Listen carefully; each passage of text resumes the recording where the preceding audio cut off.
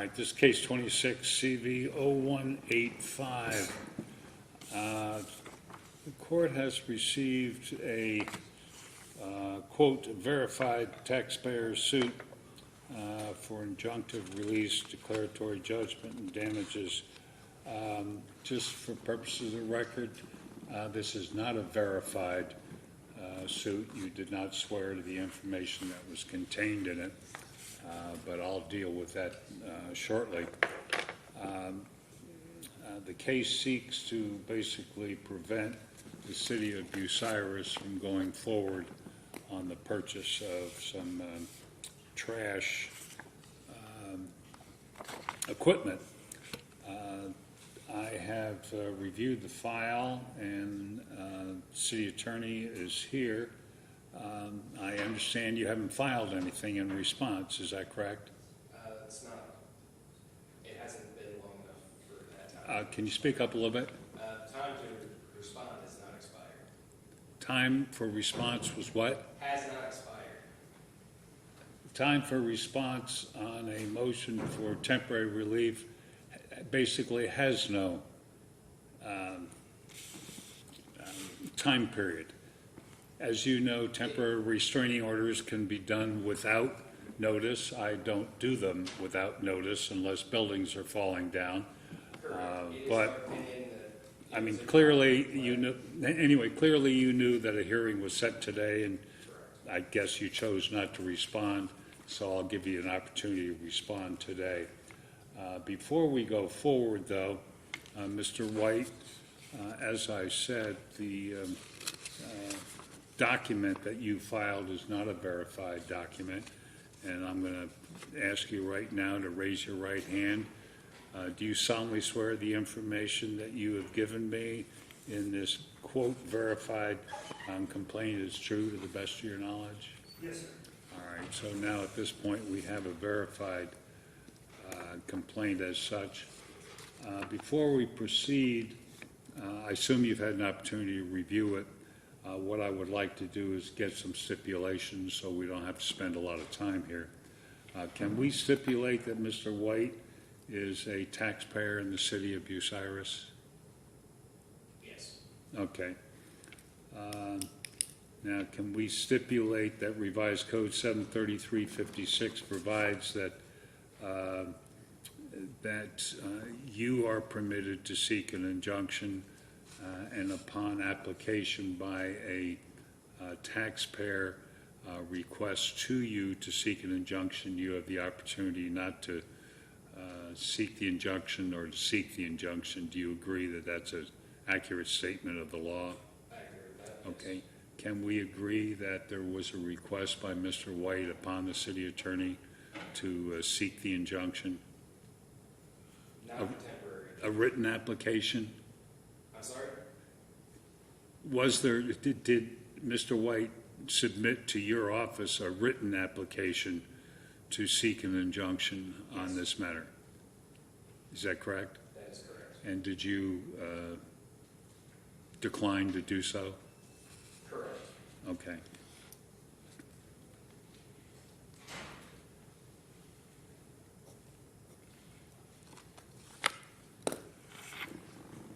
All right, Mr. White, let me ask this question. Is there some particular problem with this legislation other than what you've stated in your documents that you submitted? Your Honor, basically, the documents showed that the city did not follow the proper procedures or the law. Okay, but is there some other problem that I don't know about this, the purchase of this equipment? It's the way it was handled, okay, from the get-go. There was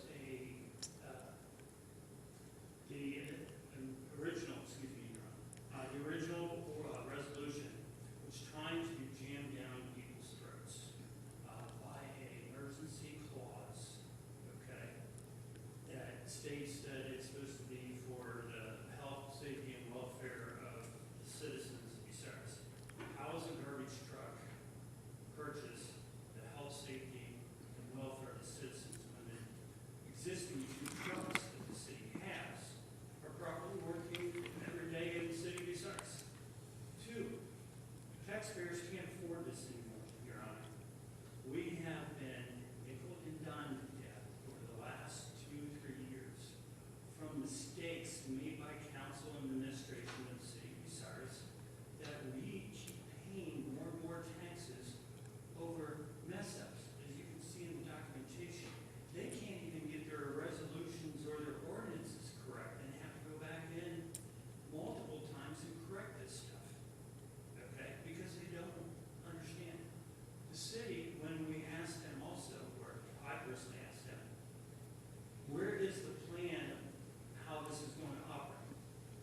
All right, Mr. White, I'm not here to resolve or attempt to resolve any problems that the citizens may have with city council. The only thing I'm here to determine is whether a temporary order should be issued with respect to the purchase of this equipment.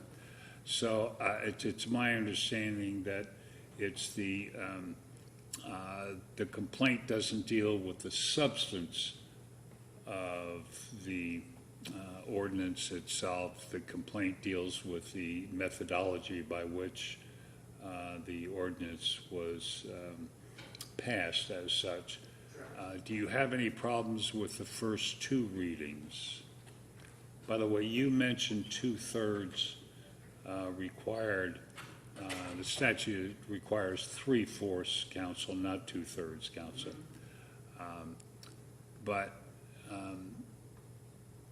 So do you have any problems with the first two readings? The problems I had with the first two readings, which is Exhibit A and Exhibit B, okay, is that they said that the purchase of equipment before price increases and current equipment fails, okay? And the thing too is the price was wrong. They put in that it was $1.2 million. Then if you go to Exhibit B,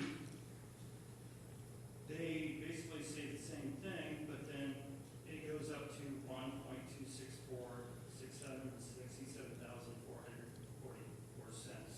So the first resolution was incorrect, the second one was incorrect, and then the third one was second one was even incorrect.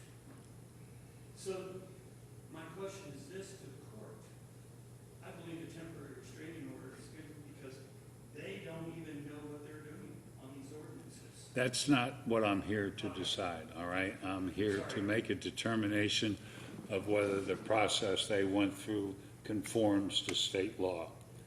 And the first two readings, the way I read your documentation, the first two readings, you don't have an argument with the first two readings, but you do on the third reading.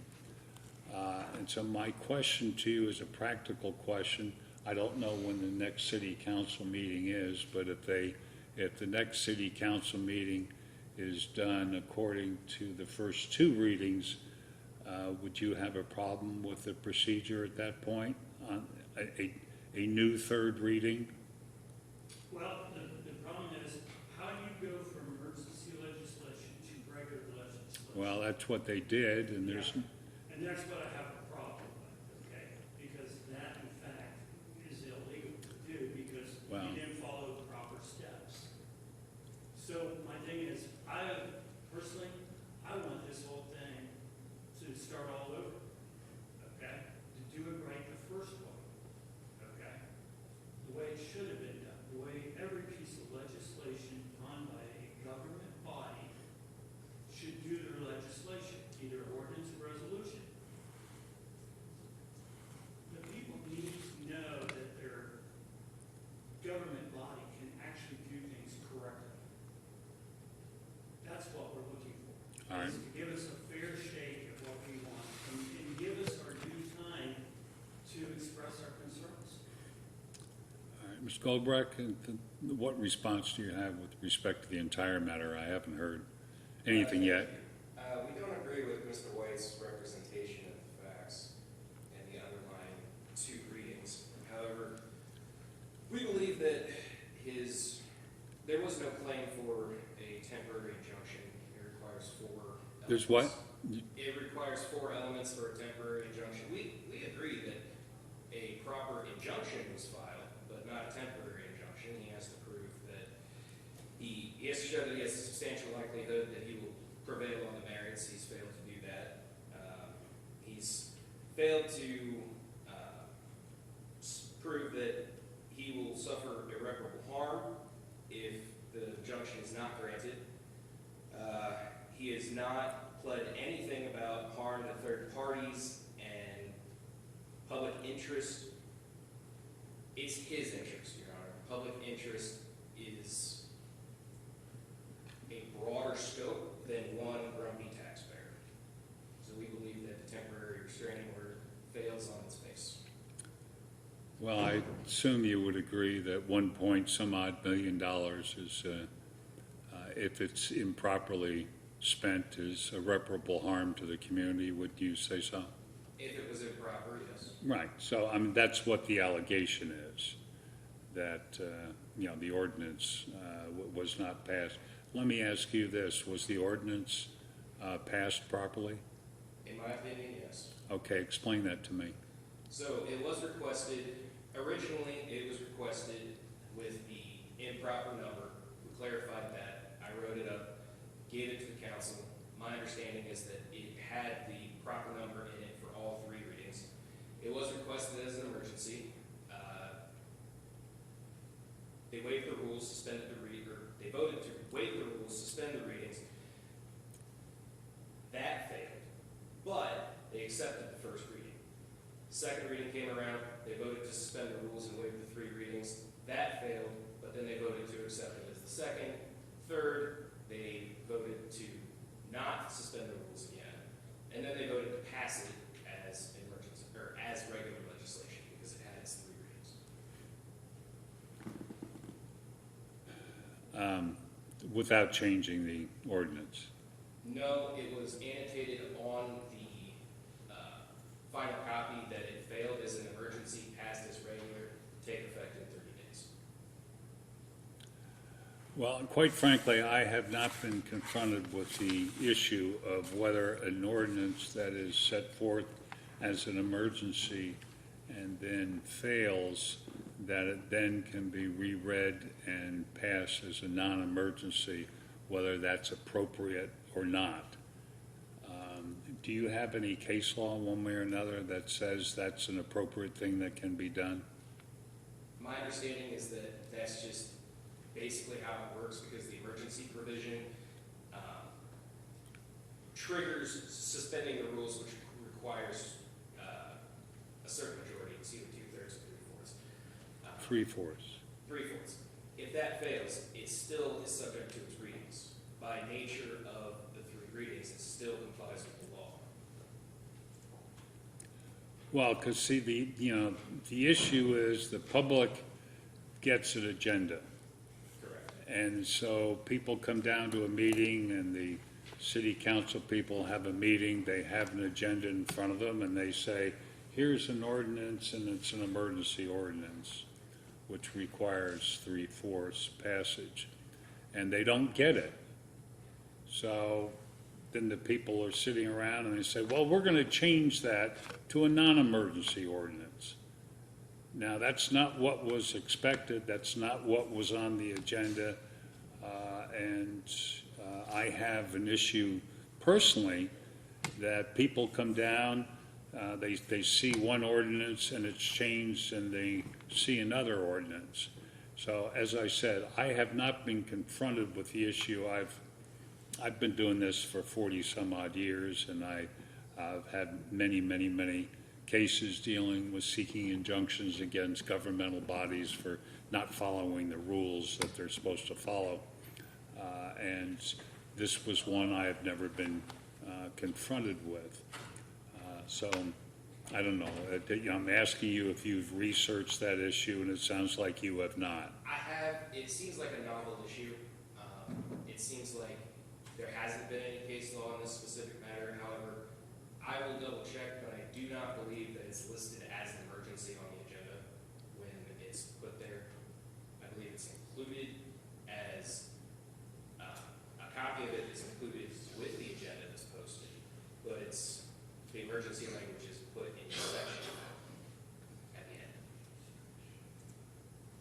Okay. Mr. White, I assume you're not an attorney, is that correct? Yes, sir, I'm not an attorney, I'm a taxpayer. Okay, then why are you seeking attorney's fees? In case I needed outside counsel, So you're not seeking attorney's fees right now, right? not currently. Okay, well, you shouldn't have that in there unless you're licensed to practice law in the state of Ohio. Do you have any case law that says that changing the ordinance the way this was done is not an appropriate policy or appropriate procedure? Do you have any case law to support that theory? Your Honor, I have researched this, I cannot find one piece of case law whatsoever. In fact, I contacted some people I know in Columbus that have legal backgrounds, and they could not even find anything to help me out on this. And they've been practicing law for many, many years too. They said this is a very unique case.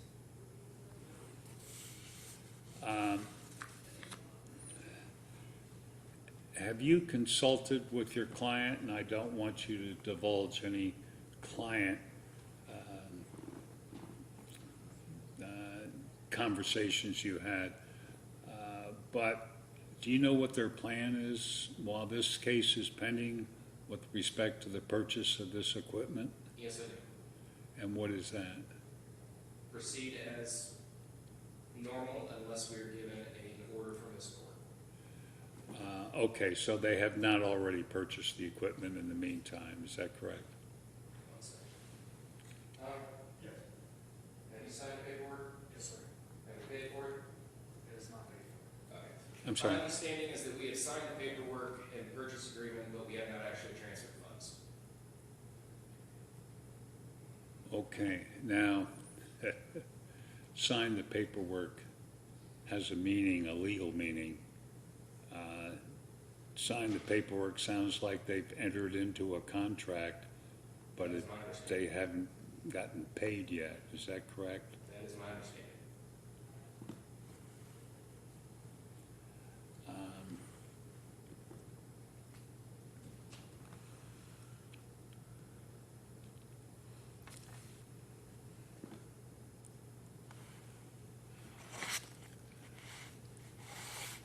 Is there a time period for the payment on the contract?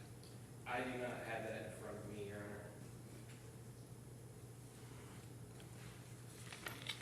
Honor.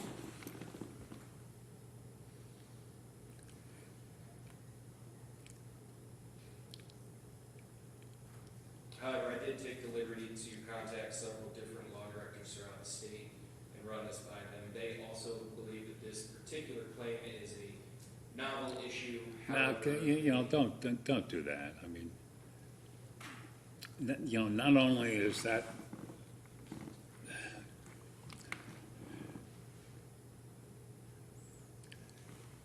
you're telling me to depend on some law directors that you contacted that said that this is legal. You're the law director here. You're the one I'm depending on. I'm not depending on law directors that you may have contacted. I asked you if you have any specific authority that says that what they did was proper. I've asked Mr. White if any authority that what they did was improper. correct. My argument Now- tied into the first element, and that is, I've checked around, I couldn't find anything, I called other law directors, they couldn't find anything, Mr. White couldn't find anything, this appears to be a novel issue. That was my point, Your Honor. Well, okay. I'll tell you what I'm going to do, Mr. White. I am not going to grant a temporary restraining order. The burden's on you, basically, to show me that they've done something wrong under the statute. I can't get involved in the issues here in Bucyrus with respect to the economics and some of the complaints you have with the general administration. However, I'm going to give you 5 days till Friday to provide me with whatever legal authority you might have with respect to this issue. And if you would do the same, send me by Friday. I'm going to make a request, and I'm not going to make an order. I'm going to make a request that we kind of halt the proceedings with respect to the purchase of this equipment until next Monday. I will read whatever you submit to me, get it to me by Friday at noon, and I'll spend the weekend looking at it myself, and I'll have a decision for you on Monday whether I'm going to issue a temporary restraining order. And if I ever do issue a temporary restraining order, it's going to be really quick. I'm not going to hold up the purchase of equipment that the city has made a determination that they need. Because the picking up trash in the city is very important, so. All right? So go ahead and submit that to the court by Friday noon. They'll get it to me, and I'll have a response by the end of the day on Monday. All right, thank you. All right, thank you all.